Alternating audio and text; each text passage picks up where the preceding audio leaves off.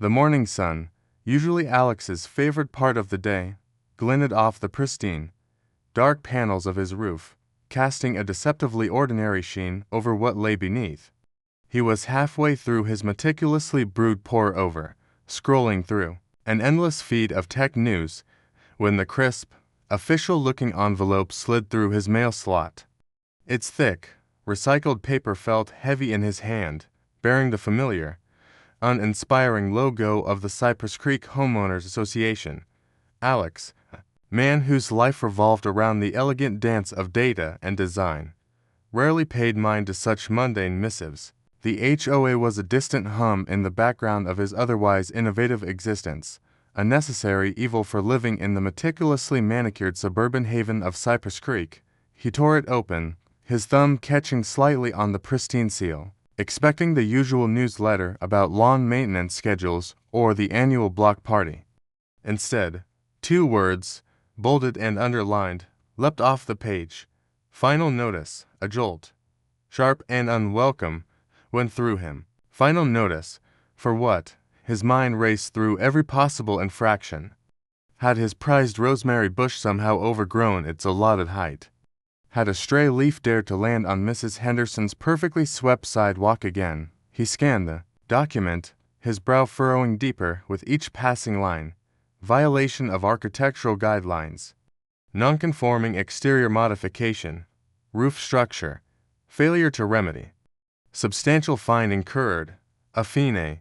And not just any fine. A substantial fine. The number, stark and unforgiving, seemed to mock him from the page. Alex reread the specific charge, unapproved, non-conforming roofing material and structure. He walked to his window, peering up at his roof.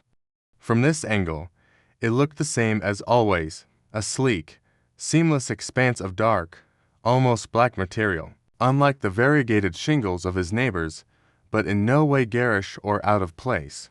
It blended, he thought, with the modern aesthetic of his recently renovated home, a discreet marvel he had spent years perfecting. His roof wasn't just material, it was the culmination of cutting-edge technology, a personal project that represented a significant leap forward in home energy. It was beautiful, functional, and utterly unique, even if its true capabilities remained his quiet triumph. Confusion quickly churned into a slow, simmering frustration. Alex wasn't just a homeowner, he was a problem solver, an engineer at heart who thrived on logic and efficiency.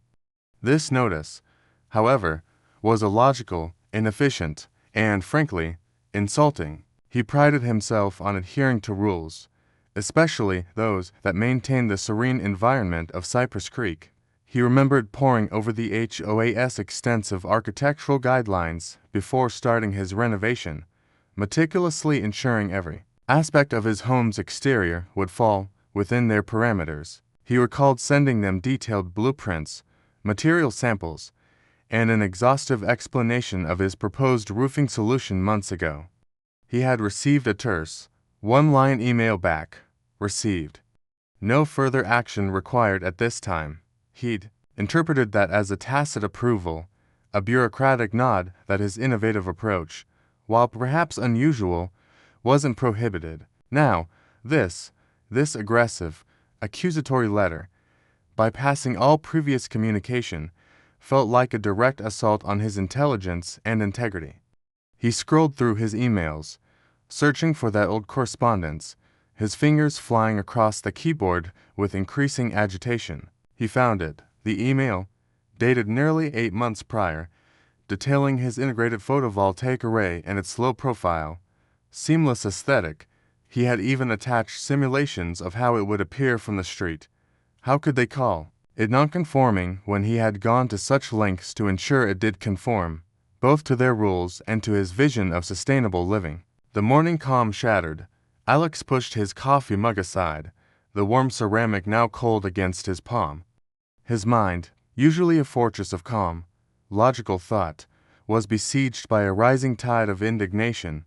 He considered the sheer audacity of the fine, the bureaucratic arrogance of a blanket statement without a single specific detail or prior warning. It wasn't just the money, it was the principle.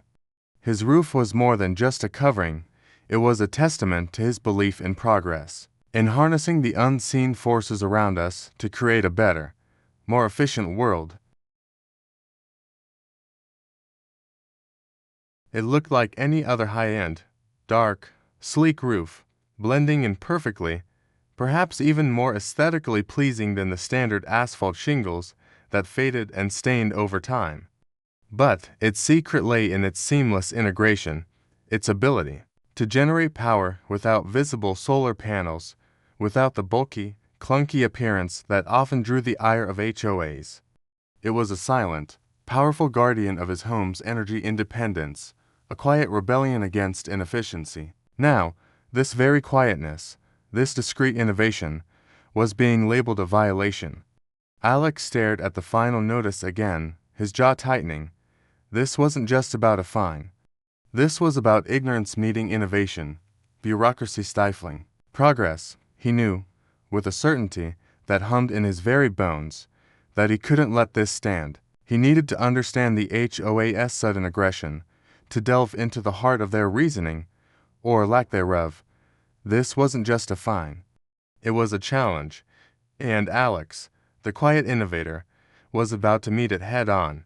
Alex arrived at the Cypress Creek HOA office, the offending final notice clutched in his hand, a surge of determined resolve overriding his earlier frustration. The office, predictably, was a bastion of beige and bureaucracy, smelling faintly of stale coffee and disinfectant. Mrs. Albright, the HOA's administrative assistant, whose expression seemed permanently etched into a disapproving frown, barely looked up from her computer screen as Alex approached the counter. "I'm here about a fine," Alex stated, his voice calm despite the tremor of irritation. "For my roof," Mrs. Albright sighed, a theatrical puff of air that suggested Alex was merely another in a long line of homeowners failing to comprehend simple rules. "Name and address," she droned, her fingers hovering over her keyboard. After providing his details, she clicked and typed, her eyes scanning the screen. "Ah, Mr. Thorne?" "Yes, the non-conforming roof.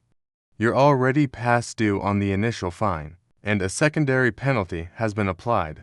She gestured to a printout without making eye contact. "You need to remedy the violation immediately, or further fines will accrue, and will be forced to take legal action for non-compliance." Alex felt a vain throb at his temple. "Mrs. Albright, there's been a misunderstanding. I submitted detailed plans for my roof months ago. It's not non-conforming. It's a state-of-the-art, integrated solar power grid."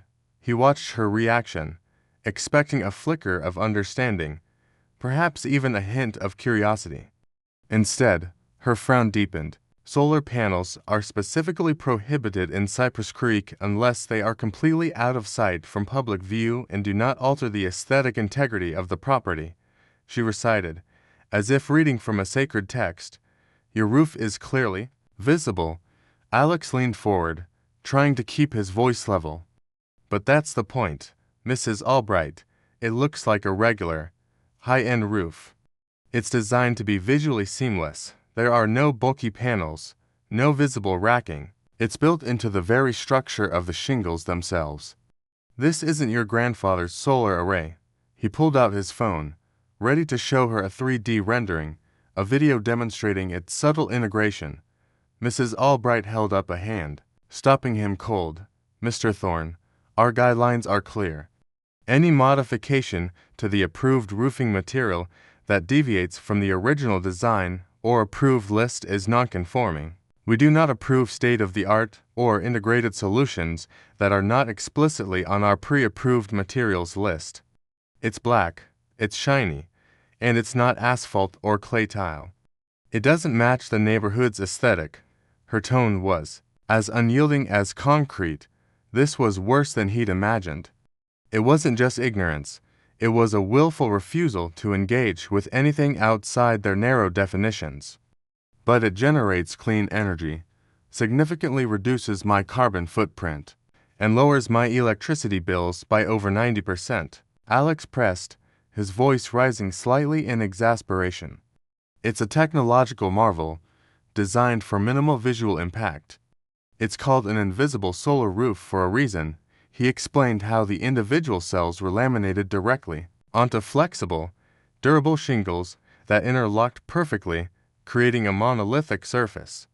He described the microscopic optical layers that allowed sunlight to pass through to the photovoltaics while appearing as a uniform, matte black from the ground, absorbing light rather than reflecting it jarringly. It's literally built into the very fabric of the roof. It functions as both the weatherproof barrier and the power generator. It's resilient, hurricane-resistant, and aesthetically superior to traditional shingles, let alone clunky solar panels. He even mentioned its ability to self-clean and maintain optimal energy absorption through an innovative coating. He paused, expecting a glimmer of recognition, but Mrs. Albright merely pursed her lips. "Mr. Thorne, we are not an energy company. We are a homeowners association. Our concern is conformity, not kilowatt hours. The document clearly states approved roofing materials. Your roof is not on that list. Therefore, it is non-conforming." The conversation felt like talking to a brick wall constructed entirely of bureaucracy and outdated bylaws. Alex tried to explain the environmental benefits, the increased property value, the future-proofing of his home. He even attempted to appeal to a sense of community pride and innovation. Each argument was met with the same cold, unyielding response: "It does not conform." He left the office not just frustrated, but seething. The initial fine had doubled. A new letter, even more stern than the last, was handed to him, detailing potential daily penalties and the threat of a lien on his property if the violation wasn't rectified within 30 days. Rectified, they expected him to rip out a multi-$1,000, cutting-edge energy system, a system that was silently powering his home and contributing to a greener planet, all because it didn't look exactly like every other roof from 1998. The absurdity of it was suffocating. As he drove away, the manicured lawns and identical houses of Cypress Creek seemed to close in, no longer a serene haven, but a suffocating cage of conformity. Simple explanation wouldn't work. Logic wouldn't work. He needed a different approach, something that would cut through the red tape and expose the HOA's ridiculous stance to a wider audience. This wasn't just about his roof anymore. It was about progress, about common sense, and he was determined to fight for it. The drive home from the HOA office felt different. The manicured lawns of Cypress Creek, once a comforting sight, now seemed to mock Alex with their uniformity. The meticulously trimmed hedges and perfectly aligned mailboxes felt less like a haven and more like the bars of a gilded cage. Mrs. Albright's unwavering dismissal had ignited a new fire in him. Logic had failed. Direct appeal had failed. It was time for a different kind of power, the power of public opinion. He spent the rest of the day hunched over his laptop, fueled by cold coffee and righteous indignation. He started with a simple post on the local Cypress Creek community Facebook group. "Find for my non-conforming roof," he typed, his fingers flying, which happens to be a state-of-the-art, invisible solar power grid. "My HOA thinks progress is a violation." He attached photos, one of the final notice with the absurd fine, highlighted, and another, a close-up of his sleek, dark roof that looked utterly unremarkable. He didn't expect much, maybe a few sympathetic comments, a shared chuckle. What he got was an explosion. Within hours, his post had hundreds of reactions. "Are you serious?" One neighbor commented. "My roof looks exactly like that from the street, and I just paid a fortune for it." Another wrote, "Typical HOA power trip. They fine me for having the wrong shade of beige on my mailbox." The comments snowballed, escalating from local grumbling to genuine outrage. People started sharing his post beyond the local group, tagging news outlets, environmental pages, and even national tech blogs. Alex watched, mesmerized, as his quiet battle became a public spectacle. He created a short, compelling video explaining the technology of his invisible solar roof, how it was visually identical to premium architectural shingles, yet capable of powering his entire home, reducing his carbon footprint to nearly zero, and even feeding excess energy back to the grid. He showed the HOA's bylaws, highlighting the ambiguity, then juxtaposed it with the punitive fines. The video, concise and visually engaging, went viral. News channels started calling. One call stood out. A persistent, curious voice belonged to Sarah Chen, an investigative journalist for the Cypress Creek Chronicle, a respected local paper known for its deep dives into community issues. "Mr. Thorne," she said, her voice crisp and professional, "your story has caught our attention. An innovative green technology being stifled by bureaucratic red tape. It's a compelling narrative, especially with the current push for sustainability." Alex spent an hour on the phone with her, detailing every frustrating encounter, explaining the intricate workings of his solar grid, and sharing the HOA's stubborn refusal to even consider his explanations. Sarah listened intently, asking probing questions, clearly seeing the bigger picture. She saw not just a local dispute, but a microcosm of modern struggles: innovation versus tradition, individual rights versus collective rigidity, environmental progress versus outdated regulations. She promised to run a feature, giving his story the detailed, critical eye it deserved. Meanwhile, the Cypress Creek HOA office became a fortress under siege. Mrs. Albright's phone rang incessantly. The HOA board members, usually content to operate in the shadows of their monthly meetings, found their emails flooded with angry messages from residents and strangers alike. Their carefully crafted image of a tranquil, orderly community began to fray. They issued a terse, official statement, doubling down on their stance. The Cypress Creek Homeowners Association is committed to maintaining the aesthetic harmony and property values of our community by strictly enforcing our established architectural guidelines. Mr. Thorne's roofing materials remain non-compliant and unauthorized. We encourage all homeowners to adhere to published rules to avoid penalties. This statement, meant to quell the storm, only fanned the flames of public outrage. Proving Alex's point about their inflexibility, the community itself began to fracture. On one side were Alex's supporters, younger families, environmentally conscious residents, and those who had suffered their own petty HOA grievances. They held impromptu support Alex gatherings, sharing their own horror stories about HOA overreach. On the other side were the traditionalists, often older residents, who staunchly defended the HOA's rules, seeing Alex's roof as an affront to the established order and a slippery slope to chaos. Rules are rules, they declare at grocery store encounters. If they let him do it, what's next? Pink houses, wine turbines. The once unified front of Cypress Creek was now divided, conversations at the community park turning tense, thinly veiled accusations exchanged over backyard fences. Alex, though overwhelmed by the sudden spotlight, felt a surge of strength from the outpouring of support. He wasn't alone anymore. He was fighting for something bigger than just his roof. Sarah Chen's article, "The Sun Tax?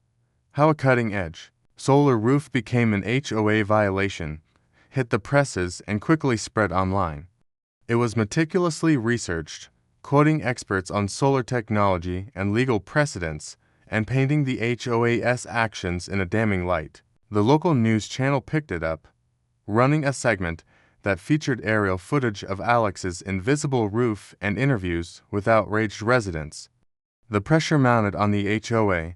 Alex knew he had them cornered, but he needed a decisive blow. He considered a lawsuit, but that would be slow and expensive.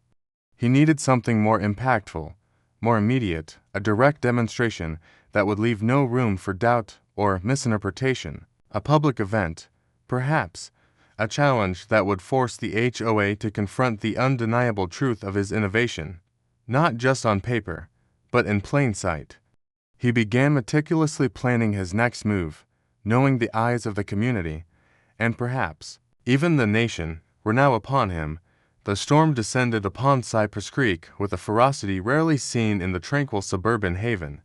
A sudden, violent squall, unpredicted by local meteorologists, ripped through the neighborhood.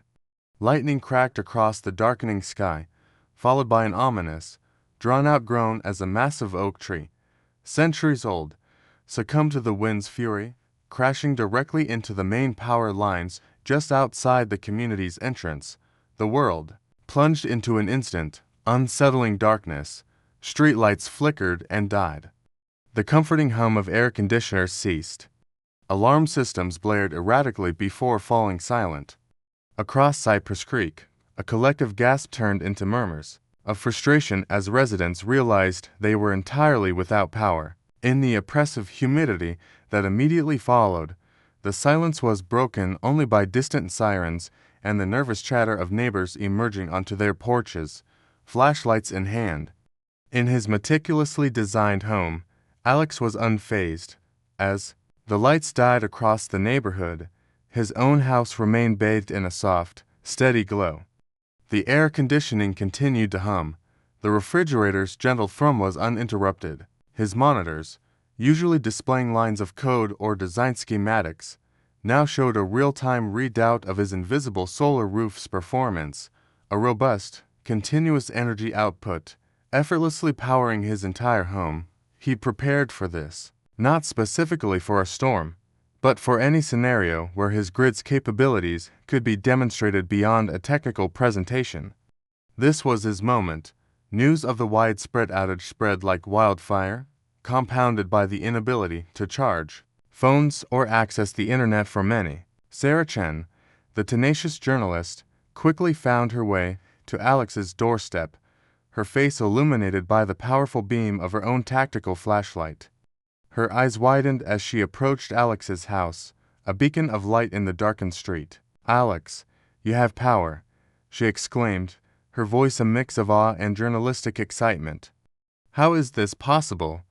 Alex, calm and composed, gestured for her to step inside. "My non-conforming roof," he replied, a hint of wry satisfaction in his voice. "It's a completely self-sufficient power plant." Word quickly spread. Neighbors, initially desperate for a place to charge phones or find refuge from the escalating heat, cautiously approached Alex's glowing home. Mrs. Henderson, usually a staunch HOA loyalist, hesitantly knocked on his door, clutching a wilting bag of frozen peas. "Alex, dear, my freezer is going to thaw. Do you really have power?" Alex smiled warmly, inviting her in. Soon, his living room became an impromptu community hub. Neighbors huddled around power strips, charging phones and sharing anxious whispers about the duration of the blackout. Children, initially scared by the darkness, watched movies on Alex's perpetually powered TV, a small return to normalcy. Alex, seizing the opportunity, set up a large monitor in his living room, projecting the real-time data from his solar grid. He explained, in simple terms, how the sleek, black shingles on his roof were silently converting sunlight into pure, usable electricity. He demonstrated its battery storage capacity, revealing how it had seamlessly transitioned to stored power the moment the grid went down without a single flicker. He even showed how the system was designed to handle surges and provide stable power, unlike conventional generators. The HOA board members, caught completely off guard by the storm and the subsequent media frenzy, found themselves in an unenviable position. Mr. Davies, the HOA president, known for his unshakable adherence to rules, was fielding angry calls from residents whose homes were rapidly becoming ovens. His own house was dark, his phone dying. He received a call from Sarah Chen, who was now broadcasting live from Alex's brightly lit living room, her voice booming over his dying phone. "Mr. Davies," she pressed, "while the rest of Cypress Creek is in the dark, Mr. Alex Thorne's home, powered by the very non-conforming solar roof your HOA has been fining him for, is a shining example of resilience. Can you comment on the association's stance now?" Davies spluttered, caught off guard. We are assessing the situation. Our priority is community safety." He sounded less like a stern leader and more like a bewildered man trapped in the dark. As the hours passed and the general power outage stretched on, Alex's home became A lifeline, people came with empty water bottles to fill from his well, which was powered by the grid. Others brought perishables from their rapidly warming refrigerators, which Alex helped store in his perfectly chilled fridge freezer. The continuous stream of electricity, the quiet hum of his appliances, and the sheer stability of his home amidst the chaos painted a stark contrast to the rest of the struggling neighborhood. The sheer irony was palpable. The non-conforming roof was the only thing conforming to the desperate needs of the community.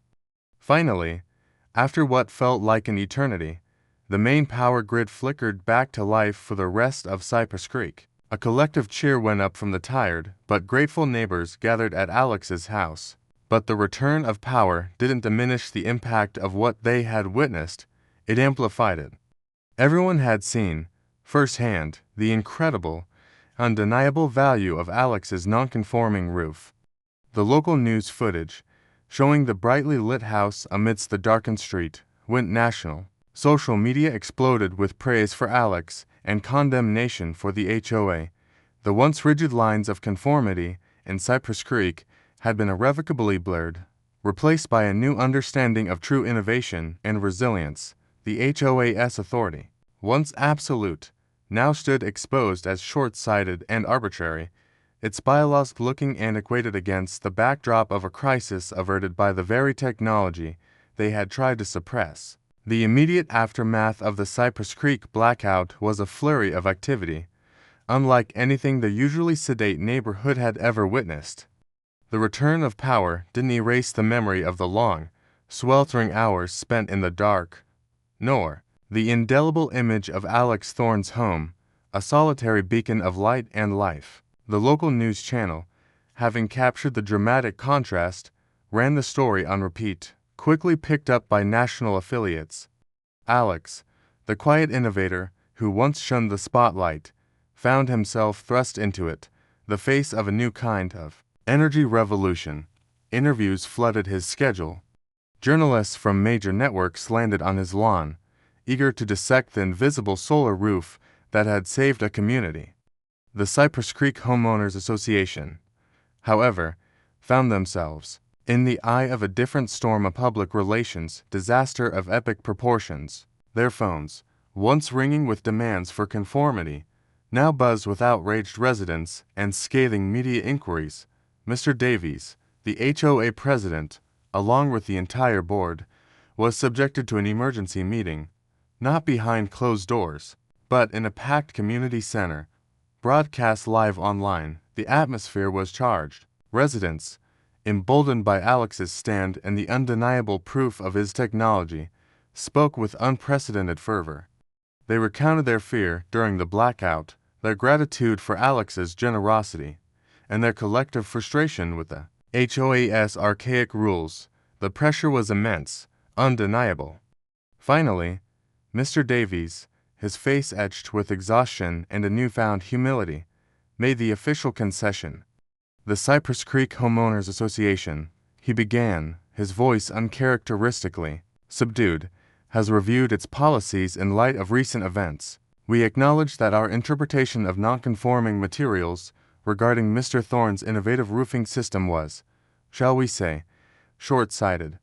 Effective immediately, all fines levied against Mr. Thorne are hereby rescinded. A ripple of applause, then a cheer, swept through the room. He continued, furthermore, the board will be establishing an ad hoc committee, in consultation with renewable energy experts, and we hope Mr. Thorne will advise us to revise our architectural guidelines. Our aim is to embrace sustainable and modern technologies that enhance property value and community resilience without compromising aesthetic integrity. It was a complete capitulation, a public acknowledgement of their error, and a monumental shift in policy. The board members, looking chastened, voted unanimously in favor of the changes. For Alex, the victory was sweet, but also a little surreal. The fines were gone, the threats evaporated. More importantly, his innovation was not just accepted, it was celebrated. His quiet rebellion had turned into a community-wide endorsement.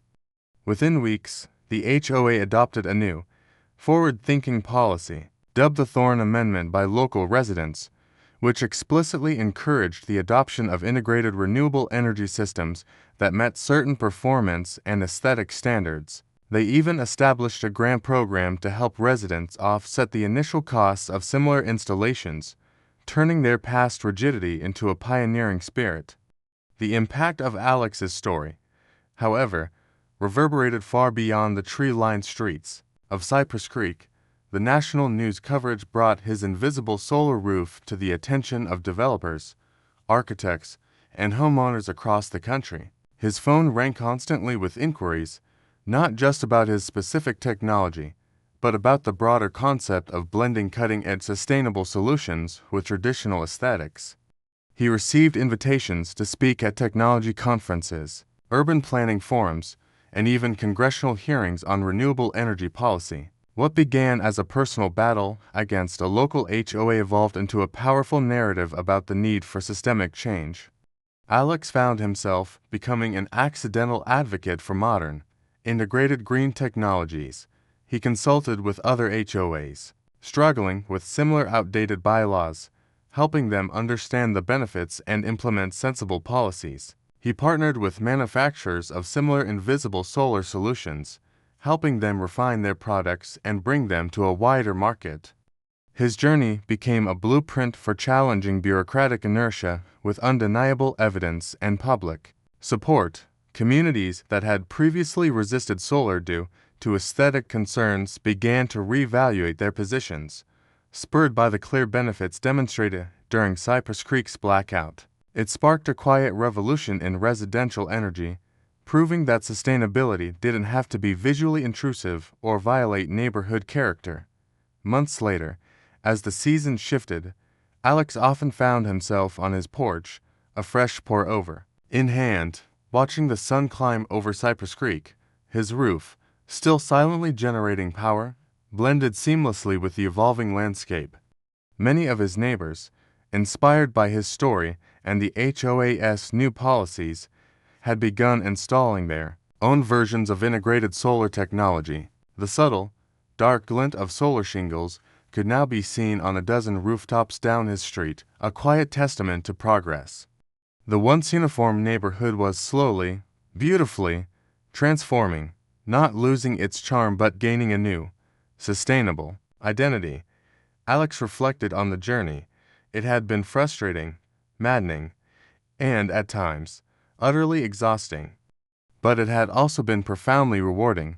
He hadn't just saved himself from a fine. He had sparked a conversation, challenged a system, and ultimately helped usher in a small but significant shift in how a community viewed energy, aesthetics, and progress. His belief in innovation, in the power of intelligent design to solve real-world problems, had been vindicated not just by technology, but by the people it served. His non-conforming roof was no longer a violation. It was a symbol, a quiet, powerful symbol that sometimes the most groundbreaking changes are the ones you can't even see. It was a reminder that true progress often begins with a single challenge, a single individual willing to stand up for a brighter, more efficient future.